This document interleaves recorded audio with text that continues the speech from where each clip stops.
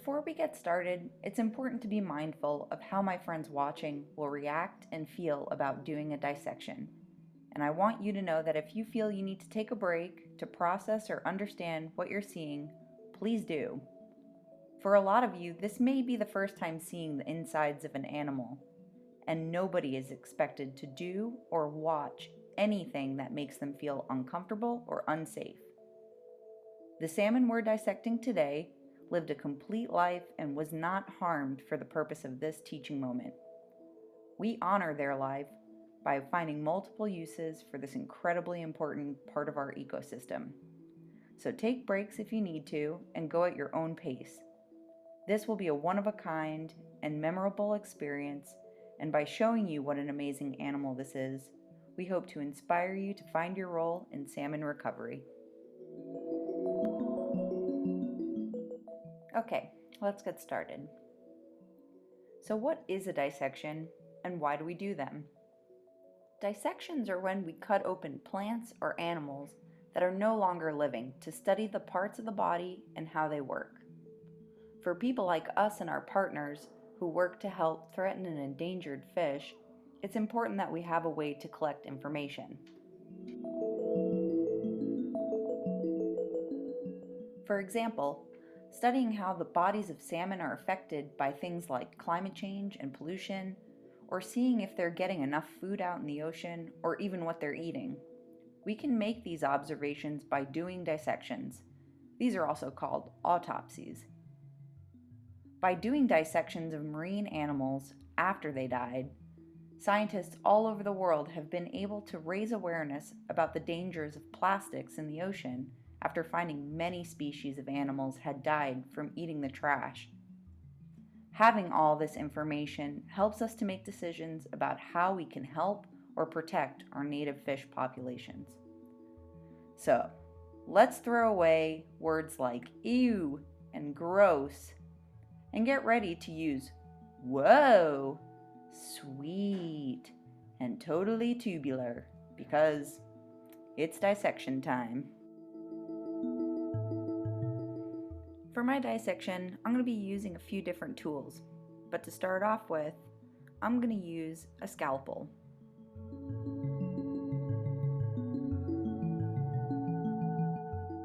And we're ready to go. First, you want to locate what's called the vent. This is where the eggs or milt and all the waste products exit the body. Starting our cut at the vent, we're going to go all the way up the belly or ventral side to the head. This makes sure that we get a really good look at the heart. If we don't cut far enough, we won't be able to see the heart. So we want to make sure to go all the way up right below where the gills are.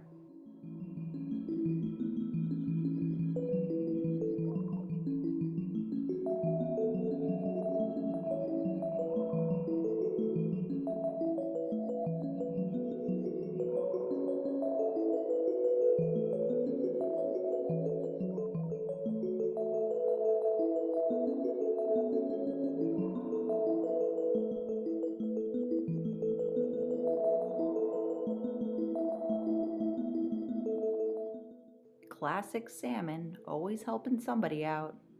Looks like we've got some flies getting a free meal over here.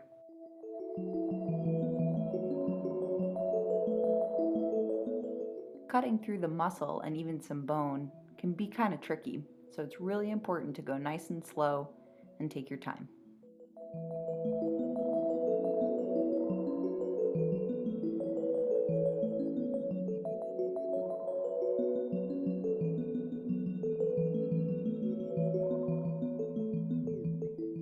Looks like we've been able to cut through that pelvic girdle. These are the bones of the pelvic fins.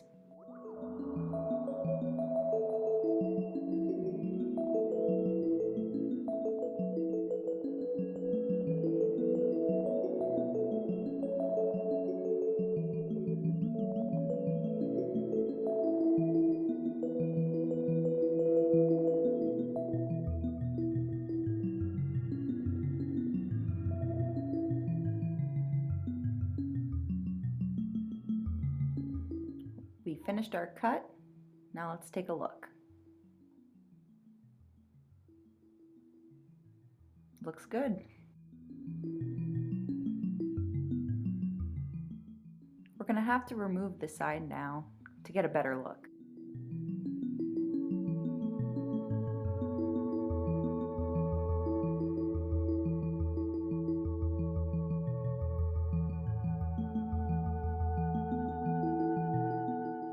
Big job, big knife.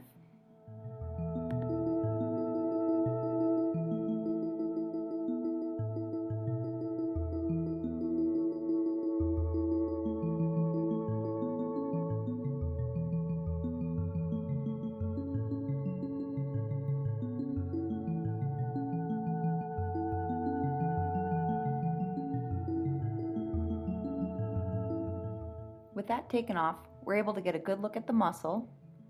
And if you take a really close look, you'll be able to see little rib bones sticking out.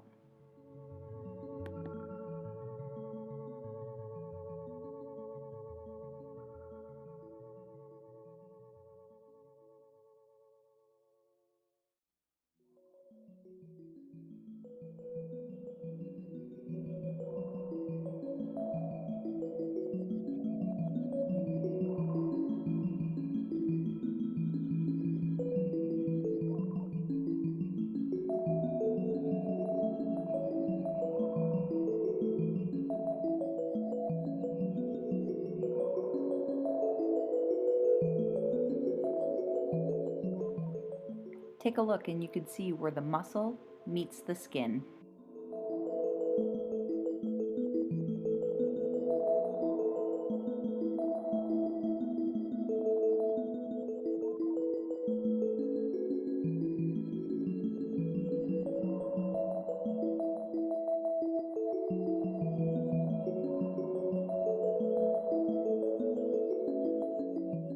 Now it's time to slow things down a little bit. We're getting real close to some of those really delicate organs. Lining the inside of the body and holding the organs together are really thin, see-through membranes. It looks and feels like plastic wrap we see on food packaging. Using a scalpel or scissors right now might pop or injure something that we want to study. So I'll carefully separate everything by hand.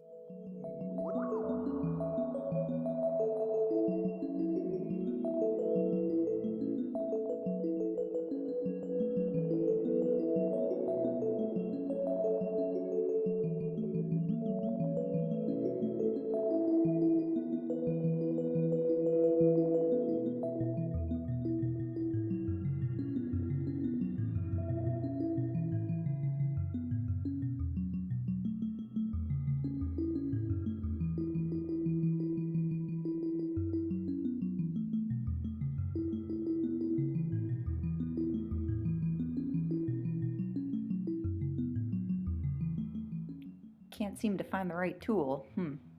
Scissors to the rescue.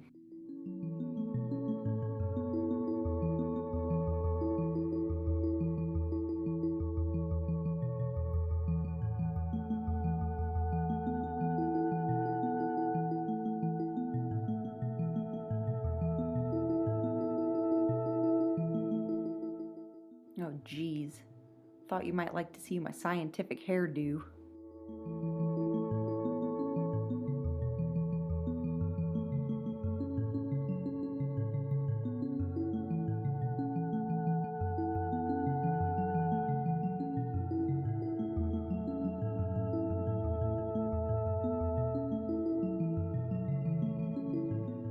With the body opened up and cleaned up a little bit, we'll be able to look at all the organs that make up the internal anatomy or inside body parts.